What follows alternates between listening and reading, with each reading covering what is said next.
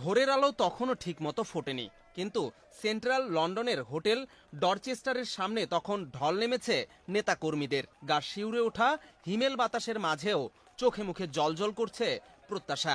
অনেকে এসেছেন অনেক দূর থেকে, কেউ পাড়ি দিয়েছেন রাতের অন্ধকারে শুধু এক ঝলক তারেক রহমানকে দেখার আশায়। কারো গলায় ছিল নীরব প্রার্থনা, কারো মুখে আশার গান। আজ হয়তো বদলে যাবে বাংলাদেশের ইতিহাসের পথ চলা।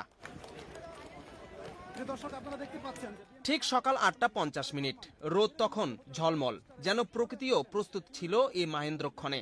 তারেক রহমানকে বহনকারী গাড়িটি ধীরে ধীরে ভিড়ে এলো হোটেলটির সামনে। গাড়ির চাকা গড়াতে গড়াতে গতি পায় বাংলাদেশের রাজনীতির ভবিষ্যৎ। গাড়ির স্টিয়ারিংয়ে ছিলেন জিয়াউর রহমান ফাউন্ডেশনের ইউরোপ সমন্বয়কারী কামাল উদ্দিন। পাশে বসা তারেক রহমান, পেছনে তার বিশ্বস্ত সহচর আব্দুর রহমান সানি।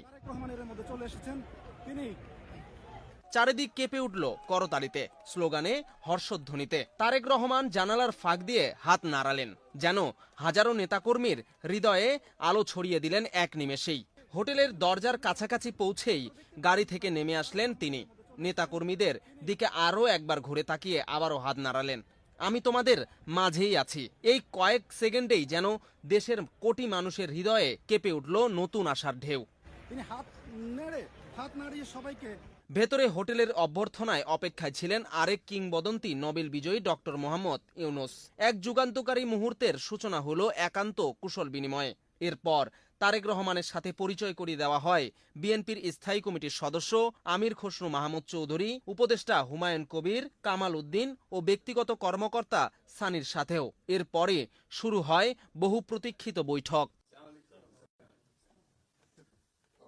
1 ঘন্টা 30 মিনিট স্থায়ী এই বৈঠকে প্রতিটি সেকেন্ড যেন গাথা হচ্ছিল বাংলাদেশের আগামীর পথচিত্রে।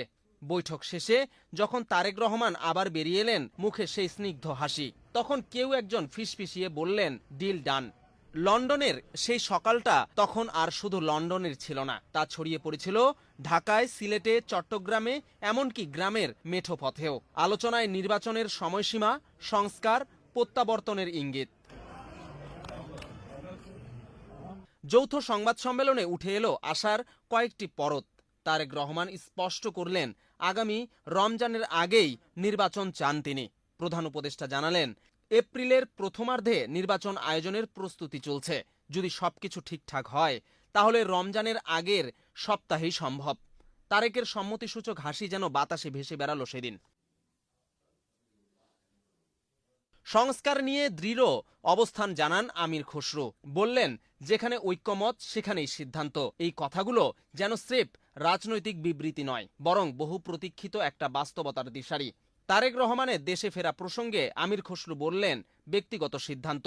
ছোট্ট উত্তর, কিন্তু অনুর্ণিত হলো হাজারো মনে। তবে কি ঘরে ফেরার পালা আসন্ন?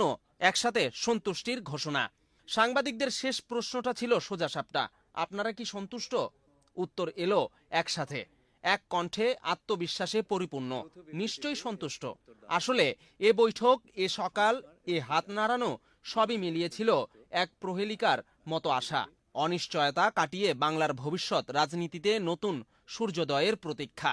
আর তার কেন্দ্রবিন্দুতে ডরচেস্টারের সিঁড়িতে দাঁড়ানো এক তরুণ নেতার হাসি মাখা মুখ। লন্ডনের এক সকালে ইতিহাস তারেক রহমানের সাথে এক পৃষ্ঠা উল্টে দিয়েছে।